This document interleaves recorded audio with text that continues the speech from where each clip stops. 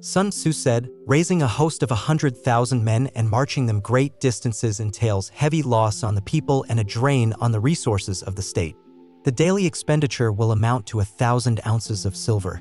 There will be commotion at home and abroad, and men will drop down exhausted on the highways. As many as 700,000 families will be impeded in their labor." Hostile armies may face each other for years, striving for the victory that is decided in a single day. This being so, to remain in ignorance of the enemy's condition simply because one grudged the outlay of 100 ounces of silver in honors and emoluments is the height of inhumanity. One who acts thus is no leader of men, no present help to his sovereign, no master of victory. Thus, what enables the wise sovereign and the good general to strike and conquer and achieve things beyond the reach of ordinary men is foreknowledge. Now, this foreknowledge cannot be elicited from spirits, it cannot be obtained inductively from experience or by any deductive calculation. Knowledge of the enemy's dispositions can only be obtained from other men. Hence the use of spies, of whom there are 5 classes: 1. Local spies, 2. Inward spies, 3. Converted spies, 4. Doomed spies, and 5. Surviving spies. When these 5 kinds of spies are all at work, none can discover the secret system. This is called divine manipulation of the threads. It is the sovereign's most precious faculty.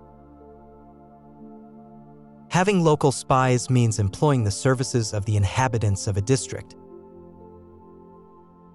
Having inward spies, making use of officials of the enemy.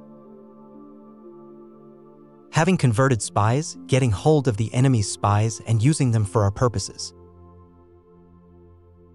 Having doomed spies, doing certain things openly for purposes of deception and allowing our spies to know of them and report them to the enemy. Surviving spies, finally, are those who bring back news from the enemy's camp. Hence it is that with none in the whole army are more intimate relations to be maintained than with spies. One should be more liberally rewarded. In no other business should greater secrecy be preserved. Spies cannot be usefully employed without a certain intuitive sagacity. They cannot be properly managed without benevolence and straightforwardness. Without subtle ingenuity of mind, one cannot make certain of the truth of their reports. Be subtle, and use your spies for every kind of business. If a secret piece of news is divulged by a spy before the time is ripe, he must be put to death together with the man to whom the secret was told. Whether the object is to crush an army, storm a city, or assassinate an individual, it is always necessary to begin by finding out the names of the attendants, the aides-de-camp, the doorkeepers, and sentries of the general in command. Our spies must be commissioned to ascertain these. The enemy's spies who have come to spy on us must be sought out, tempted with bribes, led away, and comfortably housed. Thus they will become converted spies and available for our service. It is through the information brought by the converted spy that we can acquire and employ local and inward spies.